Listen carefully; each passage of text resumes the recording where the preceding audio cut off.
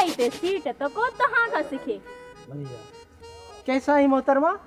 गोठ जे भितन सा वणन सा आसमान सा। पर तुंहिंजे साम्हूं त मां बीठो आहियां, वरी थी चवीं त मां हवाउनि सां थी ॻाल्हायां, भितुनि सां थी ॻाल्हायां। माई बेज़ार वञी कंहिं ॿिए खे कर। जलेबी खे त गोठ वारा जलपरी चवंदा आहिनि, माण्हू सिकंदा आहिनि मुंहिंजे दीदार लाइ।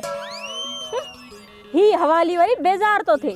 उन्हनि जी गैरत खे खते साल थिया हूंदा, जेके ॻोठ जी नियाणियुनि खे बुरी नज़रुनि सां ॾिसंदा हूंदा। अखियूं त तोखे बि बिलोर जेॾियूं आहिनि, बाक़ी नज़र कोन थी पवई। कुछ खर्च सजायो कर, पाण खे ठाहे, होटल जो भेरो थो लॻी। चाचे खुदनि जो त नालो खणी बदनाम कयो अथई। नालो त तो वारे मुड़स बादशाह लॼायो आहे सॼे ॻोठ जो। जवानी में हॾ हराम, न कम जो न काज जो, दुश्मन अनाज जो। ओ हलो मिस्टर, मुंहिंजो मुड़स निकमो नाहे। फौज में गॾहनि ते हथियार पुॼाईंदो हो, उते मुक़ाबले में टंग भगस अनफिट थी घर पहुतो हो।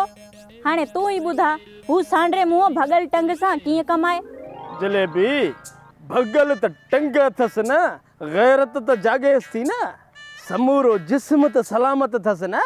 ॿुधी मरण जो मक़ाम आहे, ज़ाल जे सहारे ते थो हले। ओ जनाब टी खान, तू भी त पी जे सहारे ते तो हली। रुगो मुंहिंजो मुड़स न, हिते घणा ई ज़ालनि जे सहारे हलदा आहिनि। कुछ पाण ते नज़र विझो, ॻोठ वारा कहिड़ी नज़रनि सां तव्हांखे ॾिसंदा आहिनि। चवे सही थी, कुछ अहिड़ा माण्हू मुआशरे में रहनि था। असां हाल ज़रूर विञायो आहे, पर गैरत खे ज़ंग लॻण न ॾिनो आहे। हाणे वञ, पाण खे पंहिंजे मुड़स खे सुधारण जी कोशिश कर। हली पाण न सघन, लख लानत गोॾनि ते, पंहिंजे एबन ते तो को नज़र ई नथो विझे।